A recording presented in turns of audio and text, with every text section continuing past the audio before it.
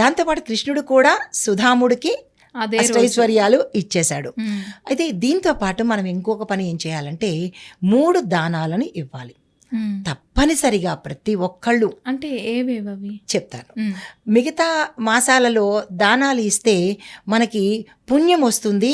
ఉత్తర అంటే మనం చనిపోయిన తర్వాత మనకి ఉత్తర కర్మల్లో మంచి వస్తుంది అంటారు మిగతా దానాల్లో.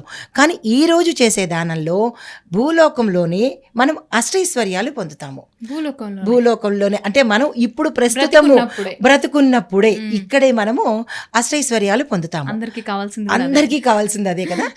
ఇప్పటికిప్పుడు మనకి దొరికేది ఆ 3 దానాలు ఏంటంటే, ఒకటిది స్వయం పాక దానము, మళ్ళా అన్నదానం కాదు, స్వయం పాక దానము. అంటే స్వయం పాక దానము అంటే బియ్యము, ఉప్పు, పప్పు, నెయ్యి, బెల్లము, ఎండుమిరపకాయలు, ఆకుకూరలు, పప్పు దినుసులు ఇవన్నీ ఒక వ్యక్తి వండుకుంటే ఎట్లాంటి దినుసులు అవసరమవుతాయో అవన్నీ కలిపి ఒక బ్రాహ్మడికి కానీ ఒక పేదవాడికి కానీ తప్పనిసరిగా ప్రతి ఒక్కళ్ళు ఇవ్వాలి.